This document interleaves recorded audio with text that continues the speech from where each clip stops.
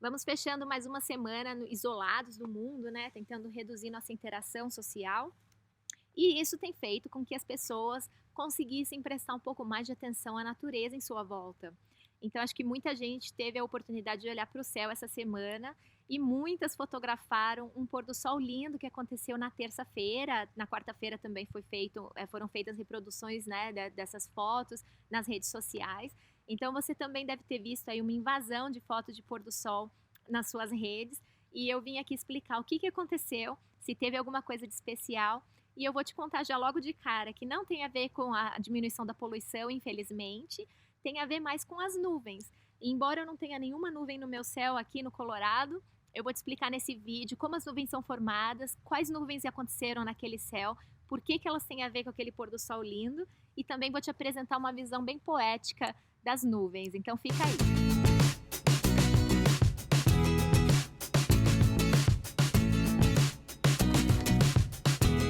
Esse livro aqui é o livro da poeta Alice Ruiz, com ilustrações da Edith, que eu não sei falar o sobrenome dela, mas é um livro lindo, muito delicado, e ele conta a história de uma nuvem feliz.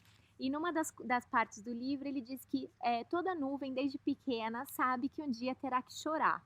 Será que isso é verdade? Toda nuvem chora, será? Esse livro é lindo, eu recomendo, eu vou deixar o link aqui para quem quiser comprar um livro fininho, com ilustrações lindas, né? Olha, vocês podem ver. E tem uma mensagem muito bonita de generosidade, de amor ao próximo, que eu acho que vale a pena a gente ler. Foi um dos livros que eu li durante essa quarentena aqui, até hoje. Mas enfim, isso não é verdade que toda nuvem chora, né? A gente tem vários tipos de nuvem, na verdade. Então eu vim aqui te explicar hoje como que as nuvens são formadas e por que a gente tem diferentes processos acontecendo na formação de nuvem. Então, o que acontece você precisa ter uma condição de elevação do vapor de água para que você consiga fazer a condensação ou a sublimação desse vapor de água e para formar uma gotícula e que vai se juntar ali e vai formar a nuvem. Então, a nuvem, na verdade, ela não é um vapor, né? A nuvem tem ou gotículas de água líquida ou cristais de gelo. Dependendo da altitude que esse vapor de água atinge, ele consegue fazer uma formação de cristal de gelo, que tem algumas características geométricas bem específicas, e isso vai fazer com que a luz que passe por essa nuvem, né, formada ou por gelo ou por água, ela torne uma cor especial.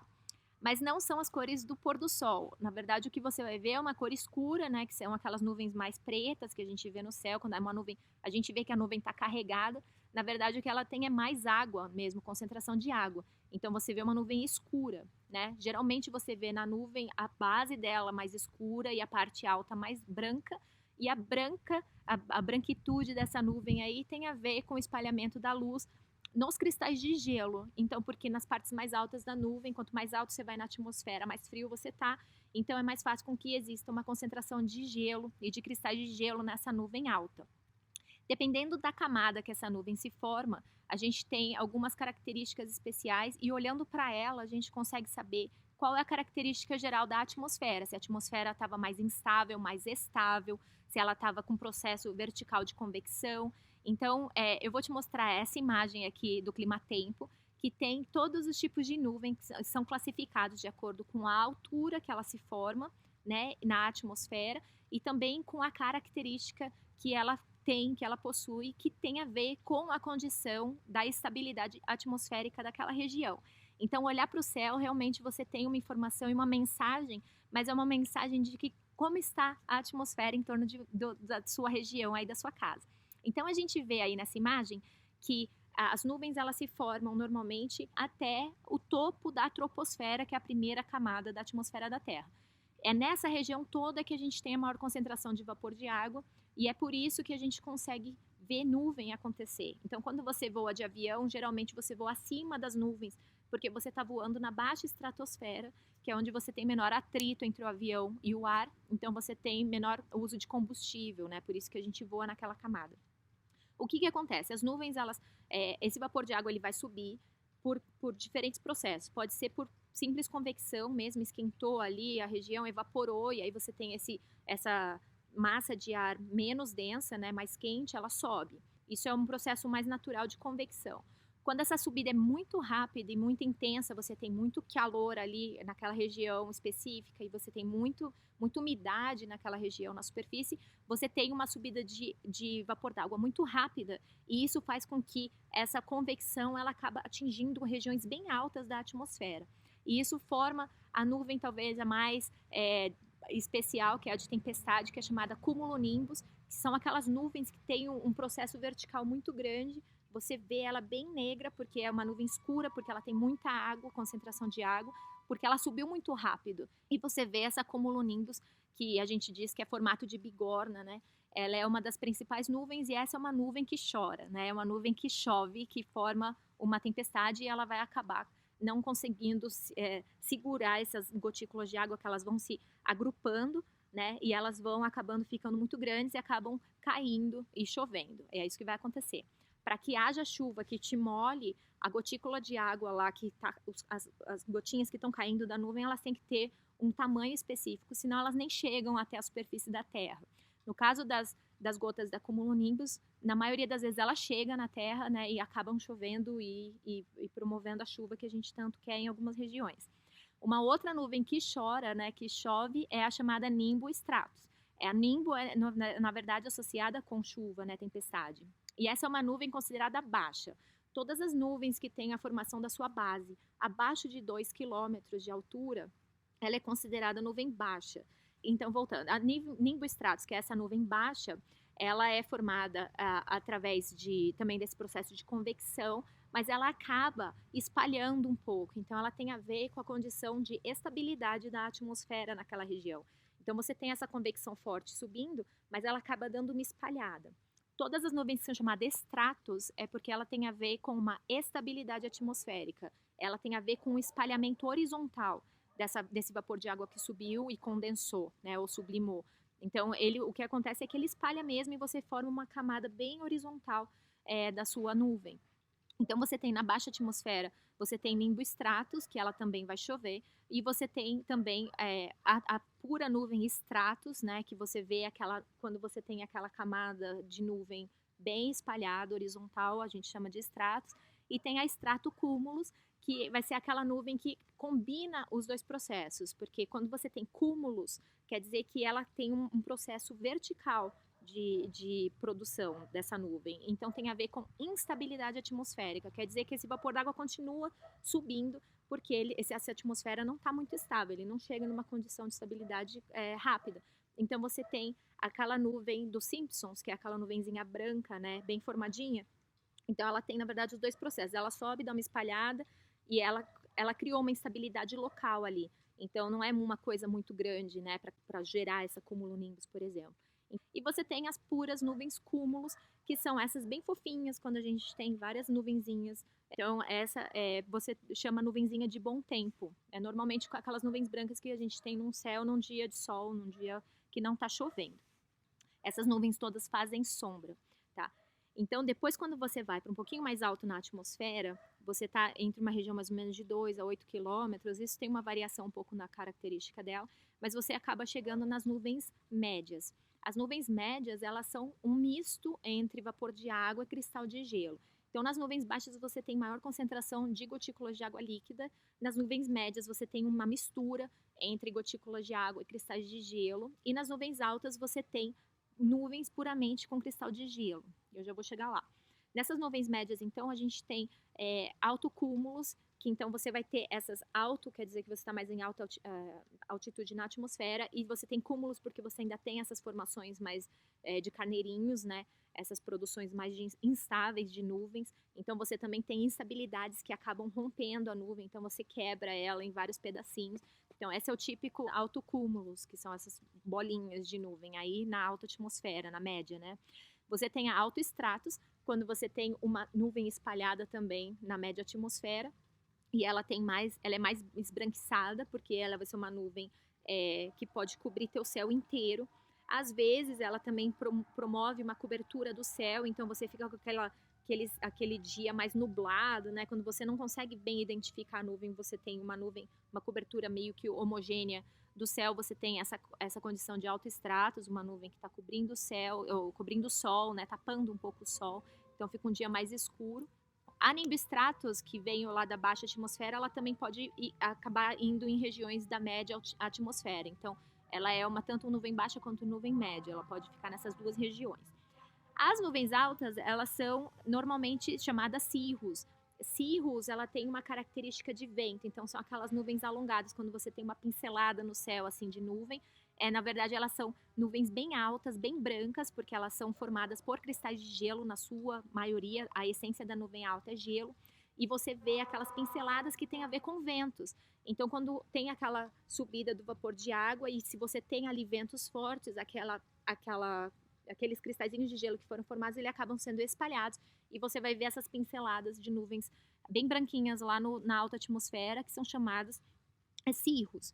Você pode também ter cirrus stratus. Então, quando você tem bastante vento horizontal, você acaba gerando esses cristais de gelo lá na alta atmosfera e cobrindo uma boa região do céu com ela, porque você tem essa condição de espalhamento horizontal. E nessa condição de cirrostratus, você tem aquele efeito lindo do halo solar.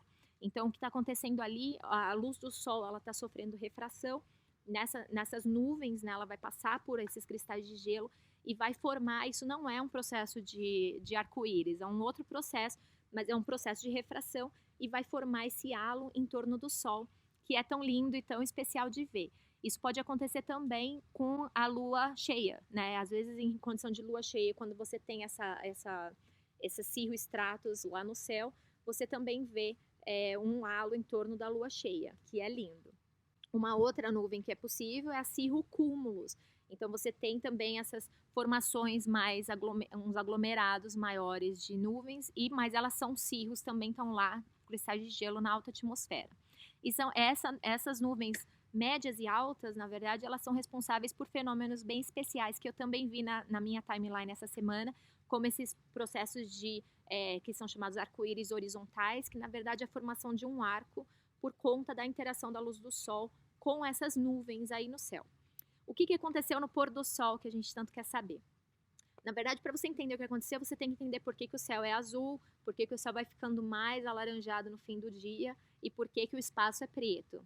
Isso tudo tem a ver com o espalhamento, um processo chamado espalhamento Rayleigh, né, que é onde a luz do sol, que é uma luz que a gente considera branca, porque é uma luz formada por todos os comprimentos de onda, ou seja, todas as cores estão compondo a luz que vem do sol. Quando ela chega na atmosfera da Terra abaixo de 30 quilômetros, você começa a ter uma concentração de moléculas, né, que compõem a nossa atmosfera, suficiente para espalhar essa luz em diferentes cores. Então, a cor, esse espalhamento Rayleigh, ele é totalmente dependente do comprimento de onda dessa luz, da frequência dessa luz, ou seja, da cor. Então, a luz azul, ela é a que tem a mais baixa, mais alta frequência, mais baixo comprimento de onda, e ela é a que é mais espalhada nesse processo. Então, é por isso, quando eu falo espalhada, quer dizer que essa luz ela vai acabar sendo mesmo espalhada para todas as direções, e você, onde quer que você olhe, você vai ver um céu azul. Então, por isso que durante o dia você tem o céu azul. Quando a gente sobe na atmosfera com um foguetinho, né, ou com um balão, sei lá, balão não vai dar, mas você sobe na atmosfera com um foguete, se você passa essa região mais ou menos de 30 quilômetros, você vê o céu ficar preto. Por que o céu fica preto? O espaço é preto. Porque, na verdade, você não tem mais muita concentração dessas moléculas para promover o espalhamento da luz do sol. Então, você não vê a luz do sol, a não ser que você olhe na direção do sol mesmo.